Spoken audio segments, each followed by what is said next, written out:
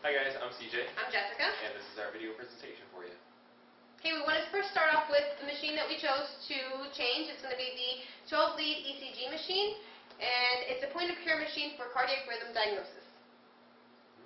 So the problems that we have with this existing technology is the cords, in particular the 10 leads that constantly get tangled. And also another problem that we see with the ECG machine is the poorly adhering conduction stickers that degrade image quality. And then as you see on the screen here, we have a patient demographics that we have to enter by hand before we can begin the exam. And also another problem that we encounter is the manual transmission of the ECG images to central cardiology for third-person entry to the patient's EMR. And then finally, we have no clinical support for critical findings and few critical event alarms built into the existing technology. Okay, so overcoming design pitfalls, you can see an excerpt of some research that we found supporting our change of this technology. And we'll just highlight the problems again are the cords, the fact that they tangle on us all the time, the adhesive, which is inappropriate, it doesn't work well for the clinical situations that we find ourselves in, the manual entry of the demographics, the manual EMR uploading, and the lack of decision support in alarms. Who does this impact? It impacts patients, healthcare providers, and institutions. Patients because they're finding themselves with using poorly outdated ECG machines, taking more time to take their diagnosis, and also more cost to them because they're having to retake the tests, the diagnosis tests. Also healthcare providers because it's tedious having to go back and do it over and over again in institutions because they're paying for the amount of labor that goes into it. So when and how is simply every single time we use the machine we run into this problem, and it boils down to a safety issue with the patients and an efficiency issue with the healthcare team. Okay, so our clinical problem hinges on human factors and design flaw with this ECG machine. We have research here from Saba, McCormick, and Caldwell that supports the fact that it is human factors and some of the design flaws that we'll discuss later. Okay, this slide is our trustworthiness slide, and you can see there's 7 layers that we have to achieve that are all interrelated to accomplish trustworthiness in our clinical machines or technology. What we're missing from the current EKG machine is elements from layer 5. You can see those in the red stars, and that includes fail-safe design, interoperability, availability, simplicity, and reliability. Okay, and also with the ECG machine, Saba McCormick states that decision support systems are automated tools designed to support decision-making activities and improve the decision-making process and decision outcomes. With the ECG machine, that is absent. We don't have decision-making.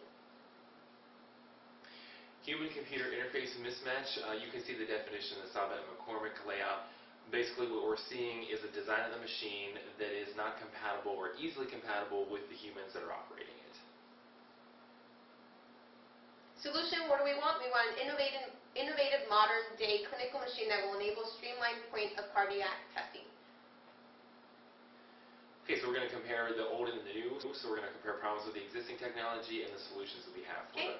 For the problems, we have tangled wires, poor adhering conduction leads. We also have no safety alerts, no clinical decision support, manual demographics. We have to manually entry them, and manual image uploading. Our solutions are going to be a wireless conduction lead, so all the technology is inside the lead. Skin prep impregnated ECG leads is going to enhance the adhesive quality. Numerous alerts and for a fail-proof performance, so we're going to have alerts for correct anatomical placement of the leads. Lab prompting, diagnostic prompting, and rhythm matching ACLS algorithms. It's going to dictate to the provider what labs we need to draw, further diagnostics, and provide the ACLS algorithms if we need them at the time of point of care. Auto population of demographics and automatic and direct EMR uploading.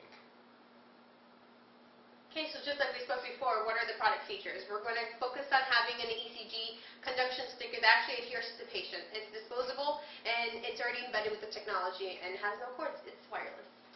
As far as our computer interface goes, specific cardiac lab prompting based on the rhythm that it identifies might be CKMB or troponin for a confirmed ST elevation MI.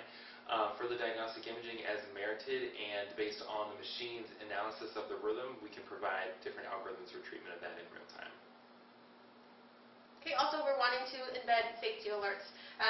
Alerts that lets the provider know that there's lead placement patterns not put correctly, and also visual and audible alerts for critical dysrhythmias and right pattern, right test to make sure we have the right